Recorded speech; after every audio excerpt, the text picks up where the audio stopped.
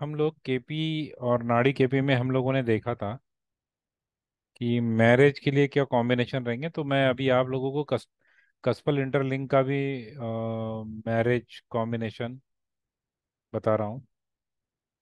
5 7 11 7 primary number, 1 6 10 और 12।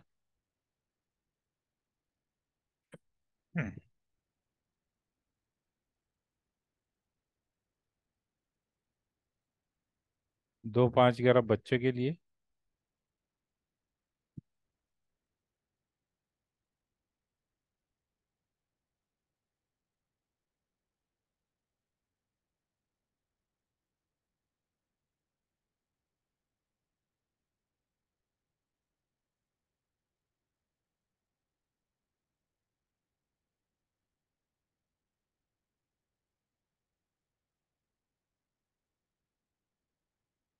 3 5 10।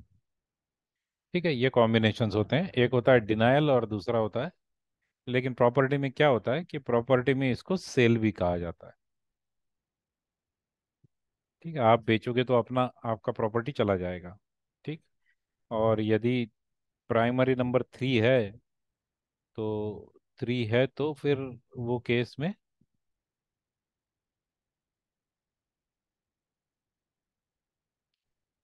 आप घर से दूर हो जाते हैं। ओके। अभी कल हम लोगों ने देखा था कि यदि किसी घटना का प्रॉमिस देखना है तो प्रॉमिस के लिए सबसे पहले जो असेंडेंट होता है, जो पहला भाव होता है, उसका एसएसएल कौन है देखिए, और उसी ग्रह को हम लोगों को एनालिसिस करना है। अब इसको कोऑर्डिनेट्स कहते हैं या हम्म, इसको कोऑर्डिनेट्स भी कहते हैं, या हम केपी में इसे स्क्रिप्ट भी कहते थे। करेक्ट, इनको दो नाम है कि किसी भी ग्रह का ये स्क्रिप्ट हो गया। नक्षत्र स्वामी, उपनक्षत्र स्वामी और उप उपनक्षत्र स्वामी, ये स्क्रिप्ट हो गया, या इसको कोऑर्डिनेट्स भी कहते हैं। ठीक है, इनको अलग अलग लोग अलग अलग नाम से पुकारते हैं। तो सैटर्न के ये कोऑर्डिनेट्स बोल दीजिए, हम इसको स्क्रिप्ट बोलेंगे। ठीक है, एक ही वर्ड सभी जगह यूज करते हैं, स्क्रिप्ट कहेंगे। तो जैसा पहला भाव है, पहला भाव कोई भी घटना देता है या नहीं देता, या उसको नकार देता है, उसने उसको नकारना नहीं चाहिए, बस इतनी रिक्वायरमेंट होती है। तो यदि किसी की शादी देख रहे हैं, तो पहला भाव जो है वो शादी दे रहा है क्या? 5 भी है, 7 भी है और 11 भी है, दोनों। यहाँ पे 7 है और यहाँ पे 5 7 11 तीनों है, तो हम कहेंगे पहला भाव जो असेंडेंट है। क्यों? क्योंकि बृहस्पति पहले भाव का एसएसएल है। अब सातवें भाव का जो एसएसएल है उसको भी हम देख लेते हैं, क्या ये शादी दे रहा है? 5 दे रहा है, 7 दे रहा है, 11 दे रहा है, यहाँ पे भी 7 दे रहा है, और 3 5 7 11 दे रहा है। तो हम बोलेंगे कि भाई सातवें भाव का जो एसएसएल है राहु, और पहले भाव का जो एसएसएल है बृहस्पति, ये दोनों भी शादी की घटना जीवन में दे रहे हैं, तो प्रॉमिस तो है ना? यानी पिज्जा मिलेगा, पिज्जा का प्रॉमिस है। उसके बाद हम महादशाएं चेक करते हैं कि किस महादशा में शादी हो सकती है। तो कल हमने देखा था कि टू रूल ऑफ डिनायल हम चेक करते हैं हर ग्रह के लिए, और उसको हमने मार्क किया था। आज हम देखेंगे कि अंतरदशा को कैसे फिक्स करना है। अंतरदशा को कैसे फिक्स करना है कि कौन सी अंतरदशा में घटना होगी। ठीक है, कौन सी अंतरदशा में घटना होगी ये फिक्स करना है हमको। वो कैसे करेंगे? उसके 4 रूल होते हैं। ठीक है, उनको 4 रूल ऑफ लिंकेजेस कहते हैं।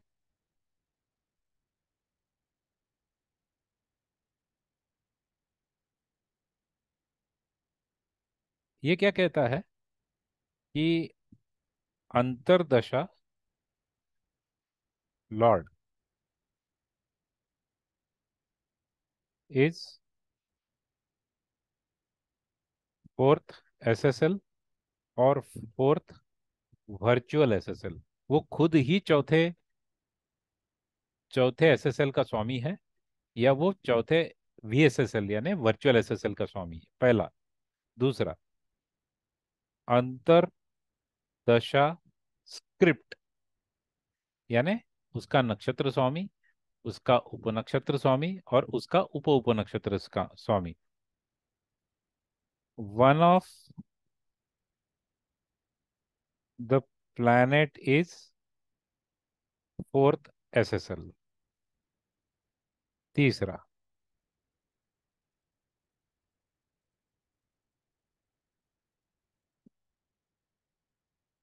अंतर दशा lord is in script of fourth SSL। और चौथा, अंतरदशा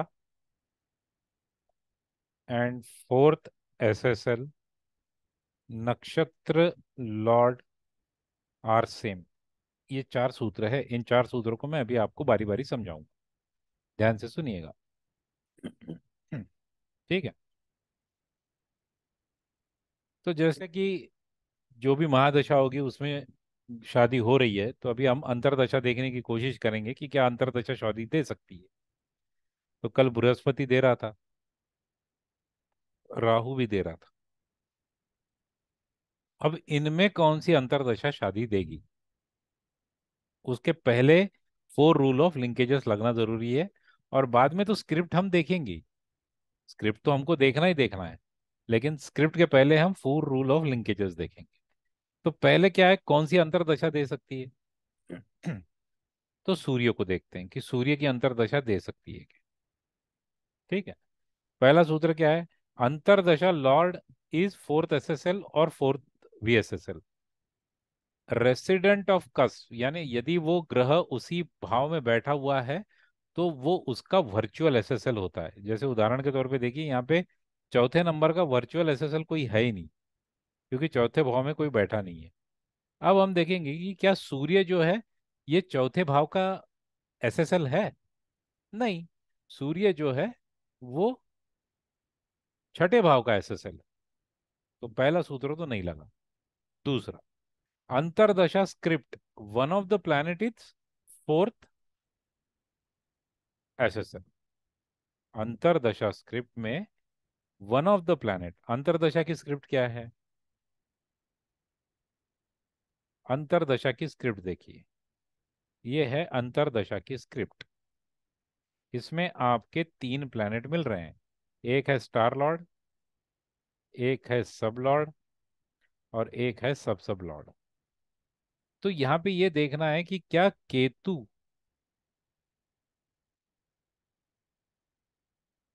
चौथे घर का SSL है।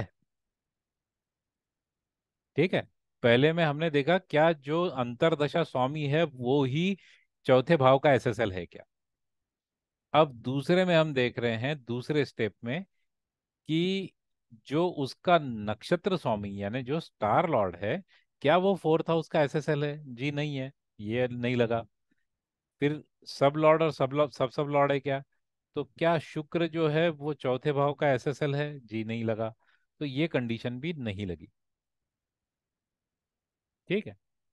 अब तीसरा सूत्र, तो पहला भी नहीं लगा, दूसरा भी नहीं लगा, अब तीसरा सूत्र। तीसरा सूत्र क्या कहता है कि जो अंतरदशा स्वामी है, अभी सूर्य ये हमारा अंतरदशा का स्वामी, अंतरदशा स्वामी ये चौथे भाव के SSL के स्क्रिप्ट में आ रहा है क्या। तो सबसे पहले चौथे भाव का स्क्रिप्ट देख लेते कौन है। ये है चौथे का SSL, इसकी स्क्रिप्ट देखते हैं। क्या इसके स्क्रिप्ट में सूर्य आ रहा है। एक बुध है, स्क्रिप्ट में क्या आता है, नक्षत्र स्वामी, उप नक्षत्र स्वामी और उप उप नक्षत्र स्वामी। तो भैया ये भी नहीं लगा, पहला नहीं लगा, दूसरा भी नहीं लगा और तीसरा भी लिंक नहीं हुआ। चलिए अभी चौथा देखते हैं। पहला नहीं लगा, दूसरा नहीं लगा और तीसरा नहीं लगा। अब चौथा देखते हैं। चौथा सूत्र क्या कहता है, चौथे भाव का SSL और जिसकी अंतर्दशा है उन दोनों के नक्षत्र सेम होने चाहिए।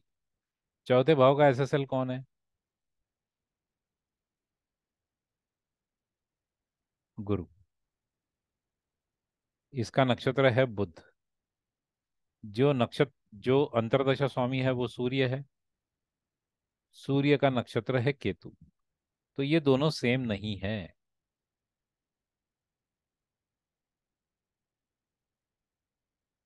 अगर ये सेम होते तो अब भी हम कहते कि भाई सूर्य की अंतर्दशा ये शादी दे सकती है बशर्ते उसकी स्क्रिप्ट अलाउ कर दे। तो अभी यहां पर क्या हुआ? जो लिंकिंग के चार सूत्र है ये पहली प्राइमरी स्टेप है। कोई भी अंतर्दशा की स्क्रिप्ट देखने के पहले, जैसे मैंने आप लोगों को बताया था कि महादशा यदि देखनी है तो पहले महादशा के ही हमको डिनायल के रूल्स लगाने पड़ेंगे स्क्रिप्ट पर। अगर डिनायर के रूल बोलते हैं कि हम डिनाय नहीं कर रहे हैं तो फिर महादशा घटना दे देगी। वैसे ही कस्पल इंटरलिंक में जो अंतर्दशा होती है वो अंतर्दशा के चार लिंकिंग रूल्स है कि पहले वो, जैसे हम घर की यहाँ पे बात कर रहे थे, फोर्थ हाउस की बात कर रहे थे क्योंकि मैं प्रॉपर्टी ले रहा था। तो प्रॉपर्टी देने के लिए कौन सी अंतर्दशा इलिजिबल हो रही है कि वो हाँ मैं दे सकती हूँ बशर्ते मेरी स्क्रिप्ट हाँ कर दे। लेकिन वो स्क्रिप्ट देखने के पहली वाली जो स्टेप है इलिजिबिलिटी क्राइटेरिया टेस्ट, कि वो सचमुच इलिजिबल है या नहीं है, उसके लिए हम लोगों को ये चार सूत्र लगाने पड़ते हैं। अब हमने सूर्य के लिए लगा के देखा, नहीं लगा। अब हम चंद्रमा को लगाने की कोशिश करते हैं। अभी हम चंद्रमा को लगाने की कोशिश करते हैं कि क्या चंद्रमा की अंतर्दशा दे सकती है?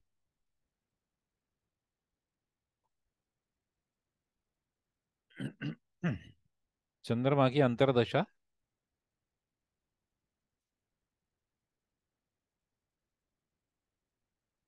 घर दे सकती है। पहला सूत्र क्या लगेगा? क्या चंद्रमा चौथे भाव का एसएसएल या वी एसएसएल है? तो आइए चंद्रमा को मार्क करते हैं। सबसे पहले चंद्रमा का पूरा रो मार्क कर लेते हैं।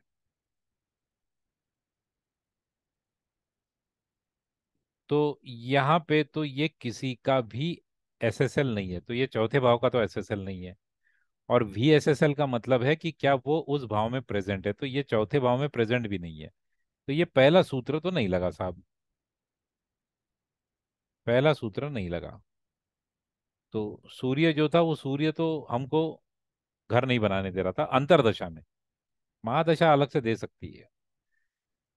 दूसरा सूत्र, क्या अंतरदशा की जो स्क्रिप्ट है, अंतरदशा की जो स्क्रिप्ट है जिसको कोऑर्डिनेट्स भी कहते हैं, ठीक है, मैं स्क्रिप्ट नाम ही यूज करूंगा क्योंकि केपी में भी स्क्रिप्ट कहते हैं, केपी नाडी में कहते हो, यहाँ भी सेम नाम यूज करने का मैं प्रयास करूंगा ताकि कोई कंफ्यूजन ना हो। स्क्रिप्ट का मतलब क्या है? किसी भी ग्रह का नक्षत्र स्वामी, उप नक्षत्र स्वामी और उप उप नक्षत्र स्वामी। मतलब किसी भी ग्रह का स्टार लॉर्ड, सब लॉर्ड और सब लॉर्ड, ये उसकी स्क्रिप्ट है। ये वाली जो है ये इसकी स्क्रिप्ट कही जाती। तो अब हमको देखना है कि क्या अंतरदशा का जो स्वामी है उसकी जो स्क्रिप्ट है उसमें फोर्थ एसएसएल बैठा हुआ है क्या? फोर्थ एसएसएल कौन है हमारा? ये है गुरु। फोर्थ एसएसएल है गुरु। तो आप ये देख लें कि क्या गुरु इस स्क्रिप्ट का पार्ट है। यहाँ पे तो नक्षत्र स्वामी मंगल है, उप नक्षत्र स्वामी गुरु है। तो हम कहेंगे कि भाई यहाँ पे कंडीशन मीट हो जाती है कि चंद्रमा ये इलिजिबिलिटी क्राइटेरिया में पास हो गया। चंद्रमा की अंतर्दशा में घर बन सकता है। पहला वाला सूत्र लिंकेजेस का रूल नहीं लगा, दूसरा वाला लग गया। फिर तीसरा और चौथा आपको लगाना है तो लगाइए, नहीं लगाना है तो मत लगाइए, कोई फर्क नहीं पड़ता है। एक रूल कोई भी लगना चाहिए। ओके। तो यहाँ पे गुरु लग गया। चलिए आगे वाला रूल भी देख लेते हैं। क्या चंद्रमा क्या चंद्रमा, गुरु क्योंकि चौथे भाव का एसएसएल है, तो चंद्रमा उस स्क्रिप्ट का पार्ट है? मर्क्यूरी है, शनि है और मर्क्यूरी है, तो ये उसका पार्ट नहीं है, ये भी नहीं लगा। मैं लगा रहा हूँ, लगाने की जरूरत नहीं है, लेकिन आप लोगों की प्रैक्टिस हो जाए इसलिए लगा रहा हूँ। और क्या चंद्रमा का नक्षत्र स्वामी और गुरु का नक्षत्र स्वामी सेम है? चंद्रमा का मंगल है और गुरु का बुध है, तो ये सेम नहीं है, तो ये भी नहीं लगा। तो हम लोगों को एक लिंकेजेस रूल मिल गया, जिससे हमको ये पता चल गया कि जो चंद्रमा है ये इलिजिबल हो रहा है। मैं इसको इलिजिबल बोल देता हूं। अब हम इसकी स्क्रिप्ट देखेंगे कि क्या ये स्क्रिप्ट में घर देगा। तो प्राइमरी हाउस आना चाहिए कहाँ पर, या सपोर्टिंग हाउस। यहाँ पे 4 11 12 में से 11 और 12 आ गए। यहाँ पे 4 भी आ गया, कोई प्रॉब्लम नहीं आया। लेकिन यहाँ पे 3 आ गया, 5 आ गया। ठीक है, 3 5 10 में से यहाँ पे इसने नकार दिया। तो चंद्रमा में क्या हो रहा था कि चंद्रमा की अंतर्दशा ने इलिजिबिलिटी क्राइटेरिया तो पास कर लिया, लेकिन स्क्रिप्ट में उसको मना कर दिया। ये दोनों स्टेप हमको देखना पड़ेगा, पहले इलिजिबिलिटी होनी चाहिए और फिर स्क्रिप्ट ने उसका समर्थन देना चाहिए। तो भले ही ये हम लोगों को इलिजिबिलिटी में पास हो रहा था, लेकिन वैसे ये कैंसिल ही हो गया। पहले वाला तो इलिजिबिलिटी नहीं हुआ था। आइए अब देखते हैं मंगल की इलिजिबिलिटी है क्या। अब मंगल की स्क्रिप्ट को मार्क करेंगे। मंगल की स्क्रिप्ट को मार्क करने के बाद हम इसको ये 4 सवाल पूछेंगे। ठीक है। सूर्य ने नहीं दिया, चंद्रमा ने भी नहीं दिया, मंगल। मंगल क्या कह रहा है कि क्या मंगल चौथे भाव का एसएसएल है या वीएसएसएल है? जी नहीं, नहीं है। पहला सूत्र नहीं लगा लिंकेज का। चंद मंगल की जो स्क्रिप्ट है, क्या उसमें चौथे भाव का एसएसएल है? तो बिल्कुल है, बृहस्पति, क्योंकि बृहस्पति चौथे भाव का एसएसएल है। ये यहाँ पर बैठा हुआ है। अगर बैठा हुआ है तो ये इसने इलिजिबल कर दिया। ठीक है, इलिजिबल करने के बाद अब हम स्क्रिप्ट देखेंगे, क्योंकि इलिजिबिलिटी तो आ गई, आगे देखने की जरूरत नहीं। तो मंगल जो है 4 दे रहा है, 11 दे रहा है और 12 दे रहा है। यहाँ पे 4 और 11 दे रहा है, बिल्कुल दे रहा है। और यहाँ पे 4 दे रहा है। तो मंगल पूरे तरीके से घटना देने में समर्थ है, क्योंकि तीनों लेवल पे 4 11 12, 4 11 और 4 आ गया है।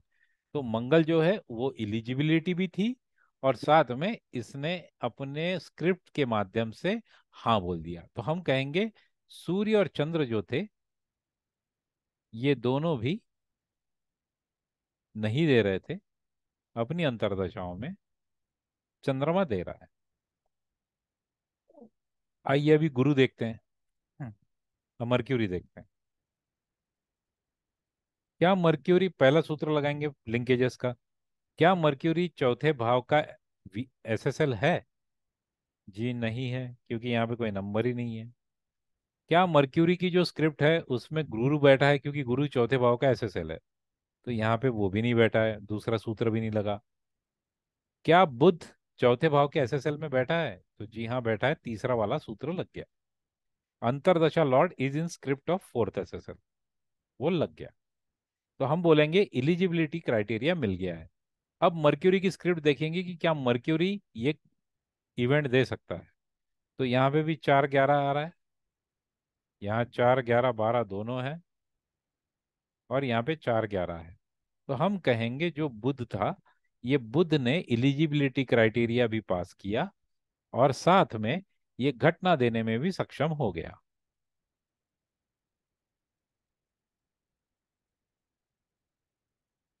मंगल और बुध ये दोनों भी सक्षम हो गए। ठीक है। अब गुरु, गुरु तो ये चौथे भाव का एसएसएल है, डेफिनेटली है, तो कोई प्रॉब्लम ही नहीं है। और गुरु घटना दे रहा है क्या? लेकिन गुरु खुद घटना नहीं दे रहा, चौथे भाव का वो एसएसएल है। ठीक है, तो इलिजिबिलिटी क्राइटेरिया तो इसको मिल गया है कि ये इलिजिबल तो हो गया, लेकिन क्या इसकी स्क्रिप्ट जो है वो घर दे सकती है?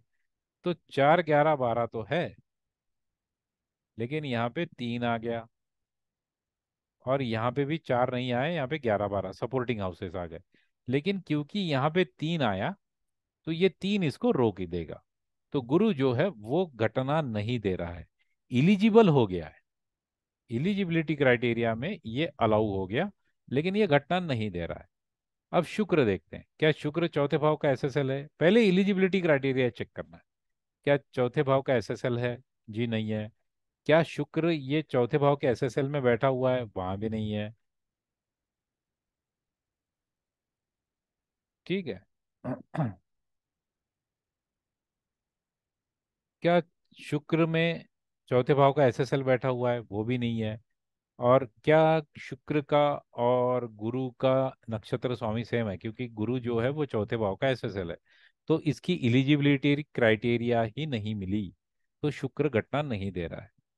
अब देखते हैं शनि महाराज। क्या शनि फिर से इलिजिबिलिटी क्राइटेरिया, अंतरदशा के लिए इलिजिबिलिटी क्राइटेरिया हर ग्रह के लिए चेक करेंगे।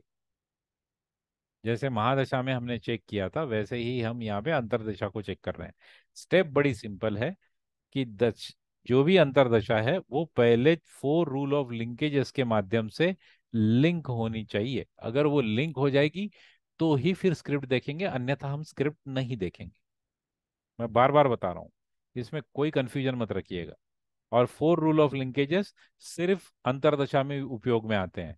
महादशा में और प्रॉमिस देखते वक्त सिर्फ 2 रूल ऑफ डिनायल देखे जाते हैं, बाकी कुछ नहीं देखा जाता वहां पे। 4 रूल ऑफ लिंकेजेस नहीं लगते। ठीक। अब क्या शनि महाराज चौथे भाव का एसएसएल या वीएसएसएल है? बिल्कुल नहीं है, क्योंकि शनि दूसरे और तीसरे के एसएसएल है। क्या शनि की जो स्क्रिप्ट है उसमें गुरु बैठा हुआ है? जी हाँ, तो ये तो लग गया, एलिजिबिलिटी मिल गई। आइए अब स्क्रिप्ट देखते हैं। 4, 11, 12, 4 और 11, तो ये घटना दे रहा है। राहु देखते हैं, क्या राहु चौथे भाव का एसएसएल है? लिंकिंग चेक करेंगे, तो चौथे भाव का एसएसएल नहीं है, ना ही ये वर्चुअल एसएसएल है।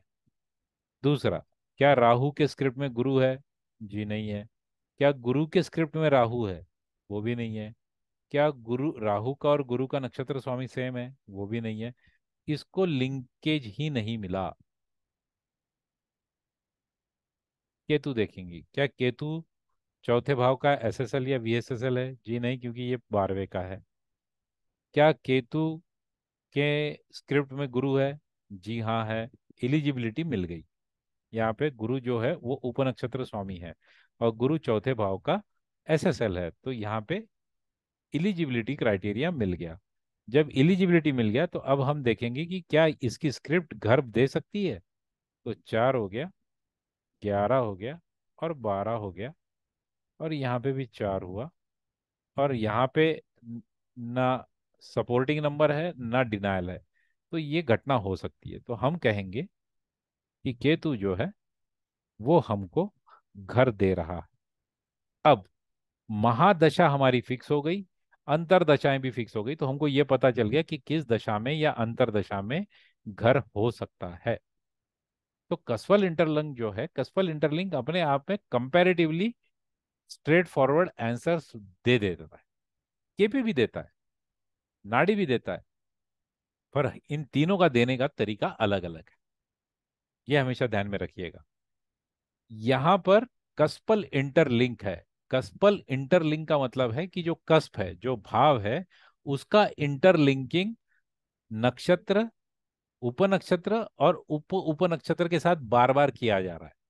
इंटरलिंक, इंटरलिंक का मतलब है कनेक्ट करना। इनको बार बार कनेक्ट, क्योंकि इनके जो सूत्र है ना वो इंटरलिंकिंग के। अभी हमने इंटरलिंकिंग के 4 सूत्र देखे ना, लिंकेजेस के नाम पर। ठीक है ना, इनको 4 रूल ऑफ लिंकेजेस कहते हैं। तो ये लिंकेजेस होने की वजह से इसका नाम कस्पल इंटरलिंक पड़ा। केपी में क्या होता था, सीधा महादशा देखिए, सीधा अंतरदशा देखिए, और आपने जजमेंट देना है। यहाँ पे ऐसा नहीं है। यहाँ पे महादशा के लिए टू रूल ऑफ डिनायल है, जो इलिजिबिलिटी क्राइटेरिया है। प्रॉमिस के लिए टू रूल ऑफ डिनायल है, वो इलिजिबिलिटी क्राइटेरिया है। अंतरदशा के लिए फोर रूल ऑफ लिंकेजेस है, जो इलिजिबिलिटी क्राइटेरिया है। तो एक एडिशनल स्टेप आपको मिल जाती है कोई भी महादशा या अंतरदशा फिक्स करने के लिए। ठीक है। तो इस प्रकार से कस्पल इंटरलिंक में हम दशा और अंतरदशा को फाइनल कर लेते हैं।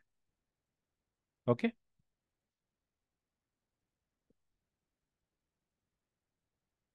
तो आप मुझे अभी प्रश्न पूछ सकते हैं।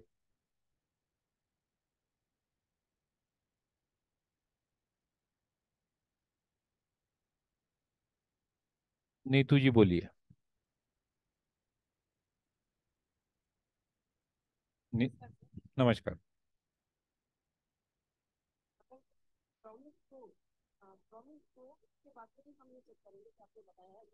करेक्ट। करेक्ट।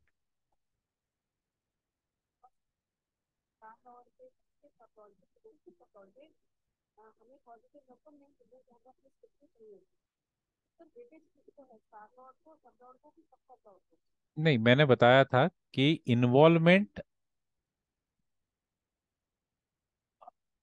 इन्वॉल्वमेंट में प्राइमरी नंबर आना चाहिए।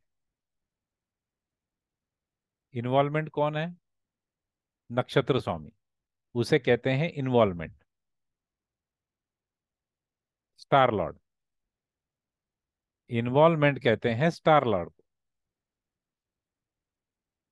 उसमें प्राइमरी नंबर आना चाहिए। सेकेंडरी और प्राइमरी नंबर सेकेंडरी और प्राइमरी नंबर सब लॉर्ड में आना चाहिए। आइदर प्राइमरी आ जाए या सेकेंडरी आ जाए, चल जाता है। सिर्फ सेकंड, हाँ, सिर्फ सपोर्टिंग आ गए तो भी चल जाएगा।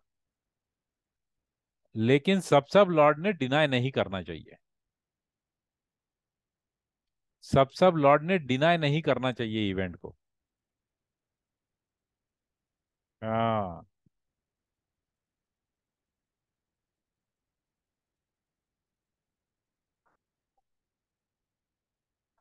हाँ, तो यानी इसका मतलब, नहीं। हाँ, बिल्कुल बिल्कुल बिल्कुल वो हो सकता है, लेकिन वो भी देखने से पहले आप ये देख लीजिए, तीनों लेवल पे चार चार चार आ गया, तो ये चार बड़ा स्ट्रांग हो गया। अब ये तीन बड़ा वीक हो गया उसके सामने।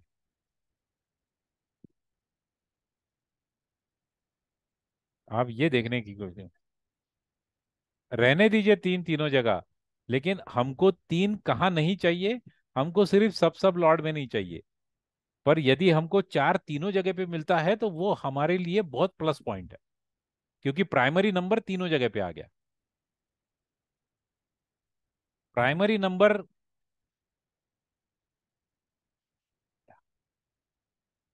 नहीं नहीं, मैं वही बताने की कोशिश कर रहा हूँ कि primary number of denial should not be on SL and SSL. उसको प्लैनेट से कोई लेना, उसको नक्षत्र स्वामी से कोई लेना देना नहीं है। वो वहां पे काम ही नहीं करता। लेकिन अगर नक्षत्र पे, उप नक्षत्र पे और उप उप पे प्राइमरी नंबर आ जाए, तो वो अपने आप में बहुत स्ट्रांग हो जाता है। इसलिए वो स्ट्रांग हो गया।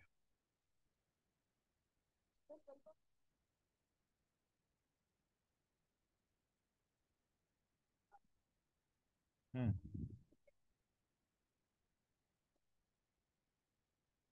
नहीं नहीं नहीं, ऐसा ऐसा ऐसा, नहीं नहीं, ऐसा नहीं, ऐसा ऐसा नहीं होगा।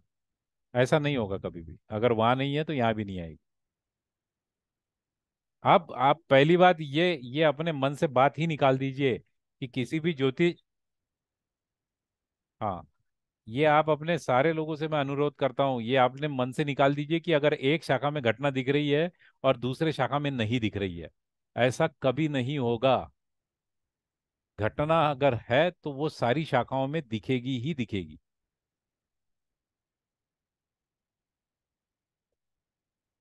हम्म।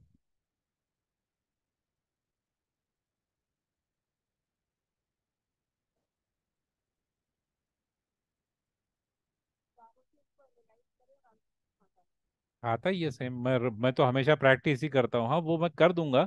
उसके ऊपर तो मेरा प्लान है, मेरी किताब भी मुझे उसी के ऊपर लिखनी है, लेकिन वो मैं कर दूंगा। लेकिन दिक्कत ये है कि वो उससे आप लोगों को कोई लाभ होगा नहीं, क्योंकि आपको पहले उस लेवल का पढ़ना पड़ेगा वो सब कुछ, तब जाके आपको वो वीडियो समझ में आएगी। पर रेफरेंस के लिए मैं डाल दूंगा।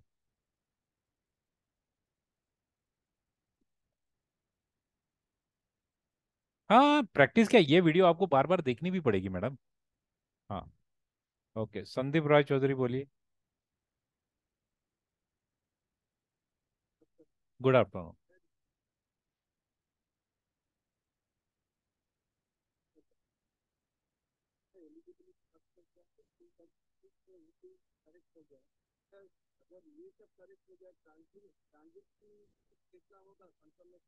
करेक्ट करेक्ट, बिना ट्रांजिट के डिलीवरी कैसी होगी? हमने वैदिक में क्या पढ़ा था?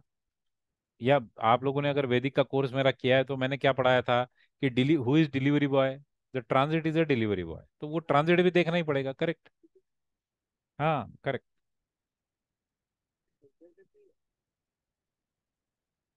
ओके, अनिल, अनिल जी बोलिए। अनिल जी, आप गौर है या आप तो कैसा स्पेल कैसा करते हैं सरनेम को?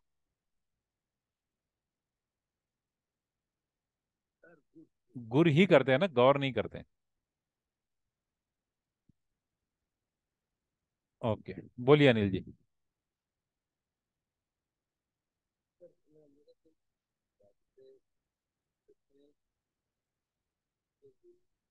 हम्म। हम्म। नहीं नहीं नहीं, बाय डिफॉल्ट चार रहेंगे ही अंतरदशा के लिए। सिर्फ प्रॉपर्टी के लिए चार नहीं है। ये सारे इवेंट्स में कौन सी अंतरदशा, देखिए पहले हमने प्रॉमिस देखा था कल। ये प्रॉमिस कैसा देखते हैं? Two rule of denial. उसके बाद महादशा में भी टू रूल ऑफ डिनायल देखा था। अब उसमें से हमको ये फाइंड आउट करना है कि कौन सी महादशा में कौन सी अंतरदशा देने वाली है। उसकी ये रूल है, ये बार बार लगते रहेंगे। इवेंट कोई भी होने दीजिए। सिर्फ क्योंकि हम प्रॉपर्टी का देख रहे थे, इसलिए हमने लिंकिंग किया था फोर्थ एसएसएल को। अगर हम शादी का देखते तो हम सेवन्थ एसएसएल से करते, बच्चे का देखते तो फिफ्थ एसएसएल करते, फॉरेन जाना है देखते तो ट्वेल्थ एसएसएल। हाँ, ये चार रूल्स रहेंगे ही रहेंगे, यहाँ पे एसएसएल बदलता रहेगा। हाँ।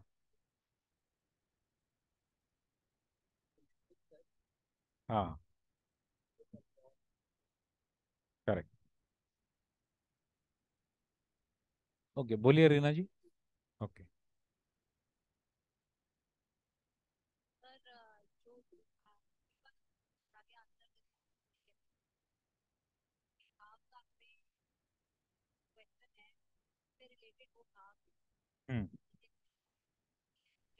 हम्म। शादी है तो सात। हम्म। हम्म। हाँ, वो क्योंकि क्या है केपी में और इसमें क्या होता है ना, वो क्या करते हैं कि अप टू टेंथ एजुकेशन तक चौथा भाव लेते हैं, ग्रेजुएशन के लिए फिफ्थ लेते हैं, पोस्ट ग्रेजुएशन के लिए नाइन्थ लेते हैं।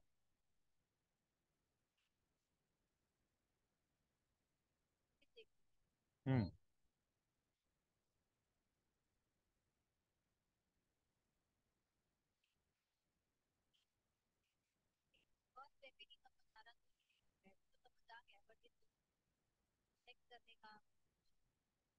ओके, मुझे एक बात बताइए अब।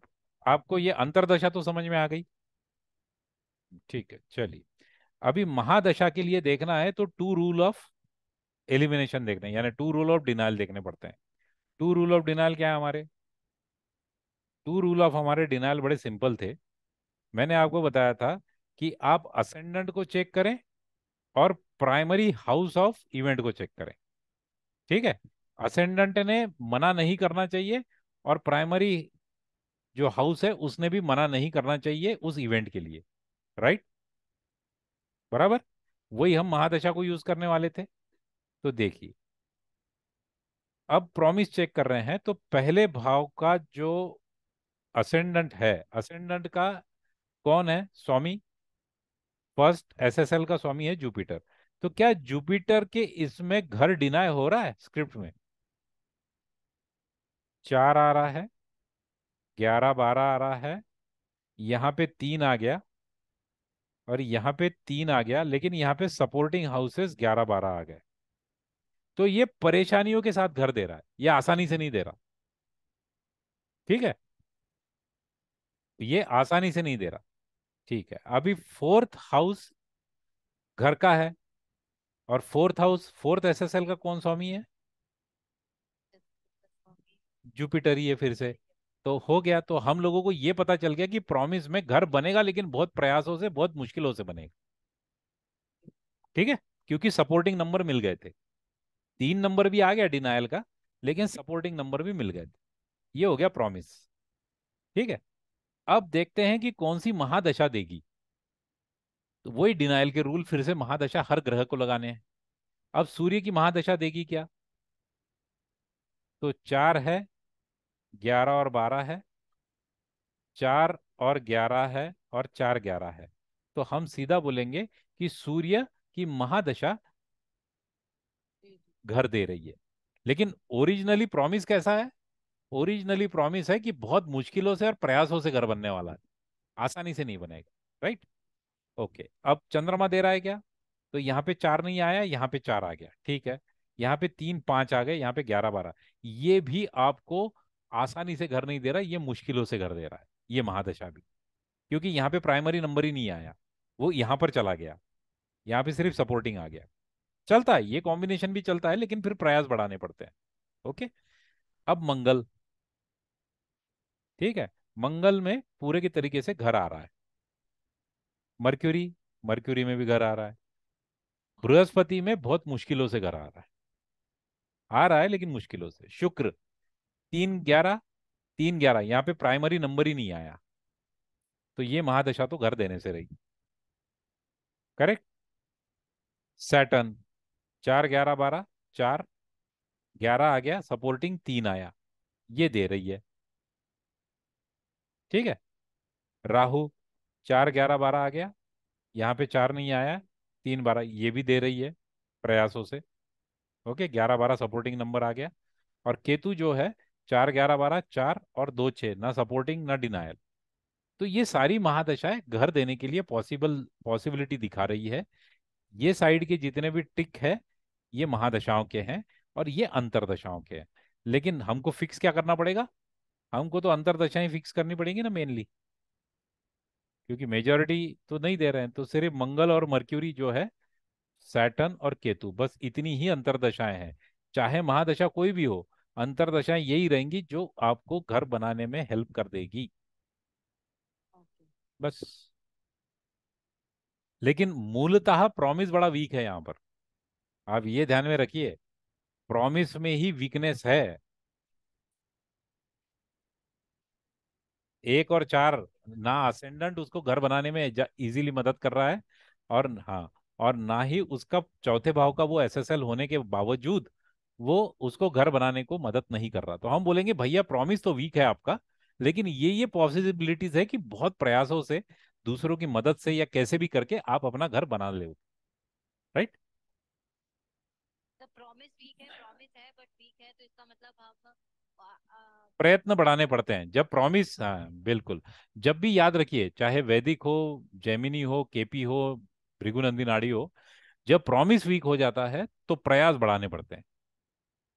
पर वो प्रयास बढ़ाने का क्या मतलब क्या होता है, मतलब वो कैसे हम सजेस्ट करते हैं? प्रयास बढ़ाने के लिए तो आपको प्रयत्न ज्यादा करने पड़ेंगे ना, सेविंग ज्यादा करना पड़ेगा, वो सारी चीजें। घर लेने के लिए अगर है तो वैसा, शादी के लिए है तो फिर आपको बहुत जगह पे जाके मैट्रिमोनियल्स में ऐड देनी पड़ेंगी। फिजिकल एफर्ट्स बढ़ते हैं। प्रयास का मतलब है फिजिकल एफर्ट्स, एफर्ट्स। करेक्ट। ठीक है, कई कई कई लोगों के होते हैं ना कि बहुत आसानी से काम बन जाते हैं, क्योंकि उनका प्रॉमिस ही बड़ा स्ट्रांग होता है। हाँ, तो कैसा है, आइदर प्रॉमिस भी स्ट्रांग होना चाहिए, और एग्जीक्यूशन ऑफ प्रॉमिस यानी दशा अंतरदशा भी अच्छी होनी चाहिए, तो प्रयत्न बड़े कम लगते हैं। अगर इन तीनों में से कोई एक चीज आपके फेवर में नहीं आ रही है, या वीकनेस है उसमें, तो फिर प्रयास बढ़ाने ही बढ़ाने पड़ते नहीं सर, अगर प्रॉमिस स्ट्रॉन्ग है मगर अंतरदशा में अगर वीक है, तो फिर वो भी प्रयास बढ़ाना ही पड़ेगा उसके लिए। लेकिन प्रॉमिस में क्या होता है ना कि अगर प्रॉमिस में ही नकार दिया जाए तो घटना कोई महादशा अंतरदशा में हो नहीं सकती। प्रॉमिस की वो यानी वो खूबी है। प्रॉमिस क्या है कि वो गो नो गो सिग्नल देता है। जैसे ट्रेन आ रही है तो लाल झंडा या हरा झंडा दिखाने का काम वो प्रॉमिस है कि भाई हम तुमको जाने देंगे या नहीं जाने देंगे, नहीं होगा तो भी नहीं होगा आपके जीवन में, चाहे कोई भी महादशा दे दे कोई भी अंतरदशा दे दे, लेकिन हम मना कर रहे हैं। ठीक है। ओके। बोलिए रमा जी। Good afternoon. क्या बोले? 12वां भाव देखना पड़ेगा। 3 3 9 12, हाँ 3 9 12 देखना पड़ेगा। और 2 2 4 11 घर वापस आने के लिए। हाँ। रेमेडीज है ही नहीं इसके लिए। यानी जितना मुझे पता है, जितनी मेरी चर्चा हुई है इनके एक्सपर्ट से, there is no remedy for this. उनका रेमेडी का कोई चक्कर नहीं। केपी केपी में तो रेमेडीज है ना, केपी में तो रेमेडीज है। ये तो है, एसपी खुल्लर साहब की कोई भी सारी बुक्स पढ़ी है, बहुत बढ़िया बुक्स, क्योंकि उन्होंने बनाई हुई सिस्टम है। आवर वीलॉग्स बोलिए।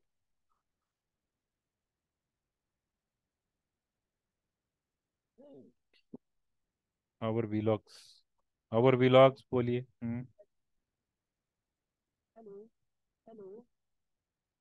अरे आगे बोलो भाई। हाँ बोलिए।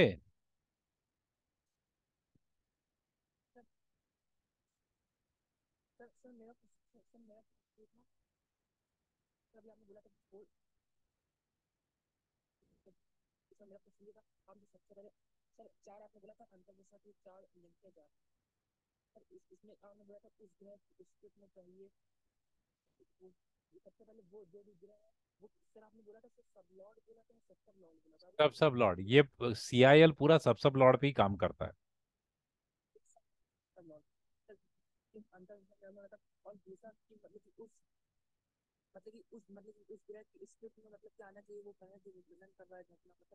हम्म।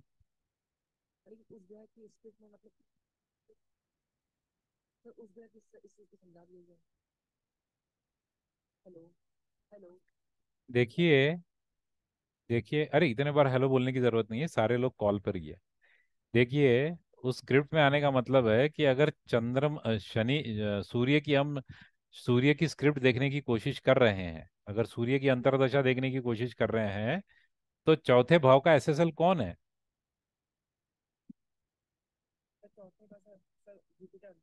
तो ये जुपिटर अगर यहाँ आ जाता है इसके स्क्रिप्ट में, है क्या?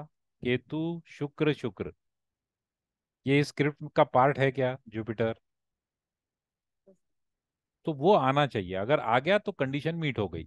नहीं तो फिर वो मीट नहीं हुई, फिर हम लिंकेजेस के तीसरे रूल पे जाएंगे। सभी के लिए वो चेक करना पड़ेगा।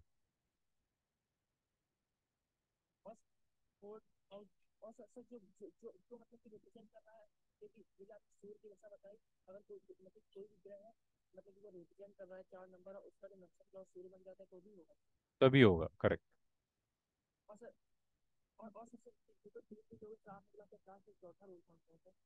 चौथा रूल है कि जो आप अंतरदशा देख रहे हैं उसका नक्षत्र स्वामी,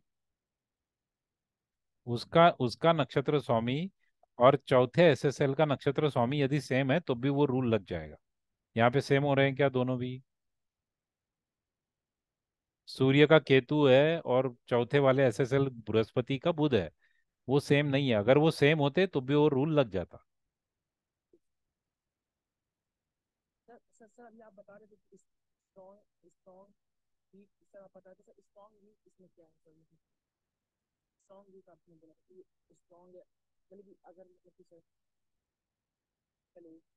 लेकिन स्ट्रांग और वीक क्या रेफरेंस है? वो तो उनका जो सवाल होगा उसका जवाब मैंने जवाब दिया था। आपका क्या सवाल है स्ट्रेंथ और वीकनेस को लेके, ये बताइए, स्ट्रांग और वीक का।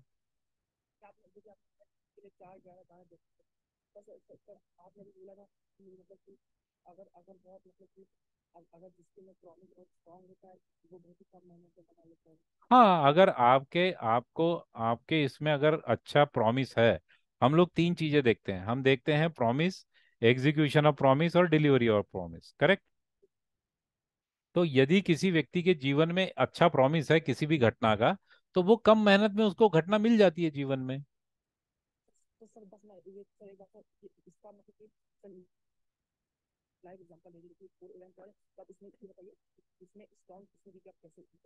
अरे यहाँ पर दिखाया है ना वो वीक और स्ट्रांग।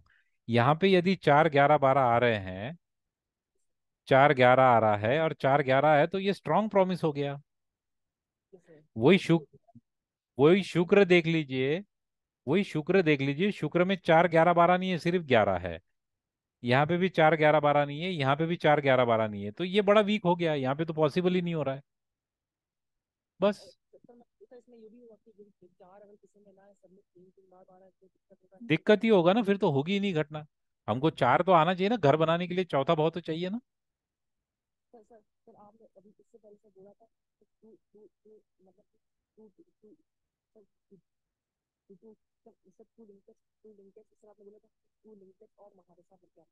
वो डिनायल का है, उसके लिए आप पहले वाली वीडियो देख लीजिए, आपको समझ में आ जाएगा। ठीक है।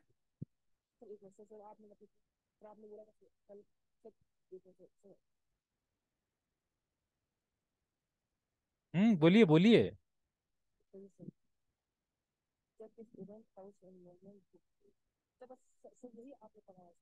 हाँ, ठीक है, ओके, कमलेश जी बोलिए। अभी कोई हैंड मत रेज कीजिएगा, अभी मैं सिर्फ 2 सवाल लूंगा, फिर हम बंद करेंगे। बोलिए।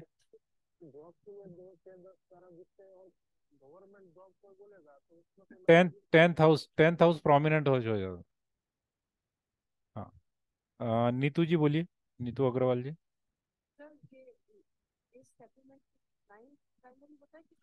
3, 12 आना चाहिए। 9 तो शॉर्ट टर्म विजिट है ना फॉरेन का, 2 to 3 years। 12th house is permanent residency. घर से दूर जा रहा है, घर से दूर जा रहा है। ठीक। बोलिए। ओके, रमा जी बोलिए। हम्म। हाँ, अगर अगर देखिए, एक तो क्या है, वो उसका सबलॉर्ड बन सकता है। अगर वो उस भाव में बैठ भी जाए, तो वो उसका वर्चुअल सबलॉर्ड होता है। जैसा देखिए, उदाहरण के तौर पे देखिए आप, कि शुक्र जो है वो 9 का एसएसएल है। ठीक है ना, ये 9 का एसएसएल है। लेकिन ये 10वें का वीएसएसएल है, क्योंकि ये 10वें भाव में बैठा हुआ है। तो जो बैठा होता है उसको भी वर्चुअल सब लॉर्ड ही मानते हैं ये लोग। वो उतना ही पावरफुल होता है।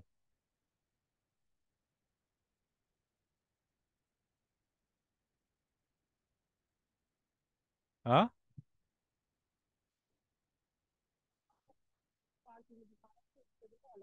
हाँ, ये मेरे ख्याल से चार्ट अलग होगा शायद। नहीं, मुझे सुना ही नहीं आया मैडम।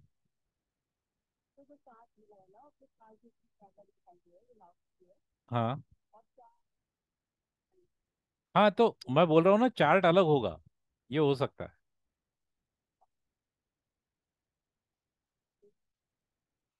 ये पूरा आता ही है उसमें, बाय डिफॉल्ट बना हुआ आता है। मैं यूजुअली वही रेकमेंड करता हूँ, क्योंकि वो बड़ा सस्ता है, 7,000 रुपये का सॉफ्टवेयर है, और कुल्लर साहब ने खुद बनाया हुआ है। ओके। सर एक बार उस सॉफ्टवेयर की डिटेल्स आप शेयर कर देंगे प्लीज। डिटेल्स तो मेरे पास नहीं है मैडम, क्योंकि मैंने वो खरीदा नहीं है। लेकिन उसको कहते हैं ट्रू एस्ट्रोलॉजी सॉफ्टवेयर। सिर्फ गूगल पे डालिए आप लोग, ट्रू एस्ट्रोलॉजी सॉफ्टवेयर, 7,000 रुपये का सॉफ्टवेयर है। प्ले प्ले स्टोर से नहीं, नहीं नहीं, प्ले स्टोर से नहीं आएगा मैडम, मोबाइल पर नहीं है, ये लैपटॉप पे रहेगा आपके, यानी मशीन को लगेगा ये। ये अलग चीज है। एक मिनट रुकिए, ये देखिए कुल्लर साहब, कुल्लर एस्ट्रोलॉजी इंस्टीट्यूट .com जो है ना वेबसाइट, आप वहाँ चले जाइए। और यहाँ पर आपको ये 7,080 रुपये का है। और ये यहाँ पे इसके सारे फीचर्स भी आपको दिख जाएंगे। आपको अगर फीचर्स देखना है तो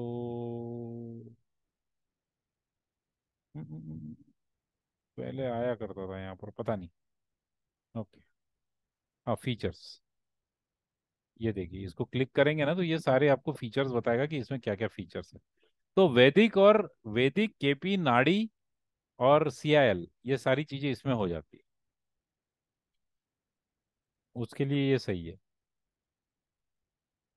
सुदर्शन चक्र भी है मेरे ख्याल से इसमें।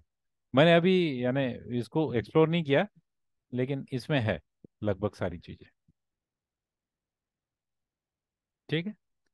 अ, चलिए आखिरी सवाल ले लेते हैं मिथिलेश जी का। मिथिलेश जी बोलिए। अगर प्रॉमिस कमजोर होंगे तो वो पावरफुल एफर्ट्स करने ही क्यों देते हैं? नहीं, क्योंकि उसके पीछे दो रीजन है साहब। प्रॉमिस आपके एफर्ट्स को रोक नहीं सकते। ज्योतिष में ये माना जाता है या अध्यात्म में भी ये माना जाता है, एक होता है आपका प्रारब्ध, जिसको आप फॉर्चून कहते हैं, और दूसरा होता है फ्री विल, जिसको आप एफर्ट्स कहते हैं। फॉर्चून आपके फ्री विल को नहीं रोक सकता, और यही इंसान समझना नहीं पाता। फॉर्चून आपका रिजल्ट कंट्रोल कर लेगा, एफर्ट्स व्यक्ति को खुद को दिए गए हैं। आप जितना मन चाहे उतना एफर्ट्स डालिए, वो फ्री विल आपके पास हमेशा से है। अध्यात्म में भी यही कहा गया है कि प्रयत्न आप करिए, फल की अपेक्षा मत करिए। क्यों? क्योंकि फल जो है, जो रिजल्ट है, that is controlled by your Fortune. एक तो खुद का ही एक एग्जांपल बताता हूँ। हम्म।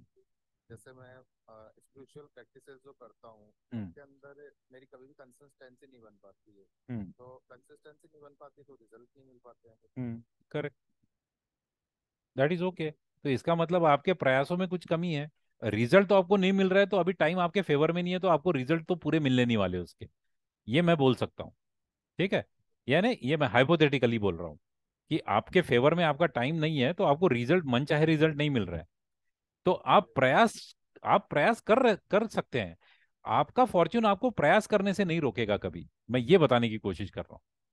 तो जैसे प्रयास करते करते मन डिमोटिवेट हो जाता है, वो हाँ, किस वजह तो से होता है? वो उसी की वजह से होता है ना, क्योंकि हम फल के ऊपर ज्यादा फोकस रखते हैं, हम प्रयासों पे नहीं रखते। इसलिए तो सब लोग, यानी एपीजे अब्दुल कलाम से लेके तो जितने भी बड़े लोग हैं, इन्होंने बोला है ना कि the journey is very important, not the destination. आप क्या अचीव करना चाहते हैं वो इंपॉर्टेंट ही नहीं है, वो जर्नी ज्यादा इंपॉर्टेंट होती है। वो प्रयास कंसिस्टेंटली रोज कर रहे हैं तो ही होता है।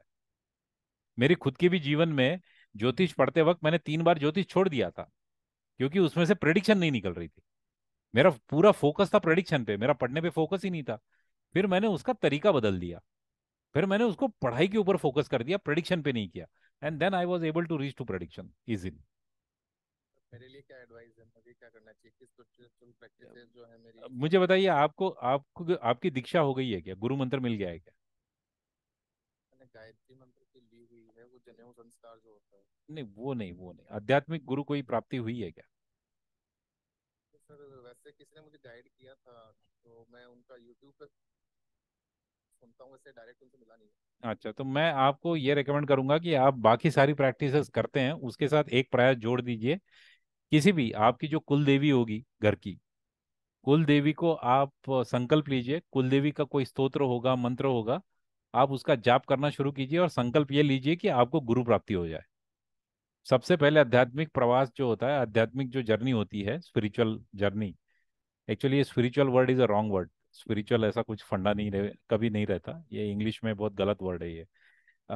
तो जो आध्यात्मिक आपकी यात्रा रहेगी, वो जो अनुभव रहेंगे, उसके लिए आपको दिशा दर्शन के लिए सबसे पहले गुरु लगेंगे। जब तक गुरु आपके जीवन में नहीं आएंगे तब तक आपको वो रिजल्ट मिलेंगे ही नहीं जो आप उम्मीद कर रहे हैं। तो पहला पहला पायदान तो यही है कि आपको गुरु प्राप्ति होनी चाहिए। Thank you so much sir. Okay, चलिए, तो आज हमारा कोर्स यहाँ पर खत्म होता है। सर अगर किसी को भी कुल देवता नहीं पता होते हैं तो उसके लिए क्या तो करें? आप जो आपको जो जो संत और जो देवी देवता अच्छे लगते हैं, आप उनका मंत्र का जाप करना शुरू कीजिए। धीरे धीरे रास्ता निकलना शुरू हो जाता है। ठीक है। सर हम्म। सर एक मिनट सर, सर छोटे से एक बार से बता तो देंगे? ये वर्चुअल सबसेट प्लॉट क्या होता है एकदम बता दो। नहीं, वर्चुअल सब सब लॉर्ड क्या होता है, देखिए, वर्चुअल सब सब लॉर्ड कोई बड़ी चीज नहीं है। देखिए मैंने क्या बोला कि ये जो शुक्र है, ये 9वें भाव का सब सब लॉर्ड है, यहाँ पे लिखा हुआ है। लेकिन ये 10वें भाव का भी वर्चुअल सब सब लॉर्ड है, क्योंकि वो वहां बैठा हुआ है। रिसाइड, रेसिडेंट ऑफ कस्प, किस भाव में बैठा है। तो ये कस्पल इंटरलिंक क्या बोलता है कि ये एक भाव का तो सब सब लॉर्ड हो ही जाएगा, कोई दिक्कत ही नहीं है। लेकिन ये किसी दूसरे भाव का भी वर्चुअली सब सब लॉर्ड बन सकता है अगर वहां बैठ जाए तो। यानी उसको उतनी अथॉरिटी मिल जाती है, सब सब लॉर्ड इतनी, बस, बाकी कुछ। हाँ, तो अब जब हम बात करेंगे कि राहु जो है वो तो 10वें का सब सब लॉर्ड है, करेक्ट। लेकिन शुक्र भी उसका वर्चुअल सब सब लॉर्ड है। अब 10वें भाव के दो सब सब लॉर्ड हो गए, एक रियल और दूसरा वर्चुअल। वर्चुअल मतलब क्या है? वर्चुअल मतलब जो रियल नहीं है, वो जो दिखता नहीं है, बस। ठीक, ओके। चलिए, तो आज हमारी क्लासेस खत्म होती है। वीडियो देखिए, पढ़ते रहिए, एंजॉय करते रहिए। Okay, Thank you so much, sir. Okay. Thank you, sir.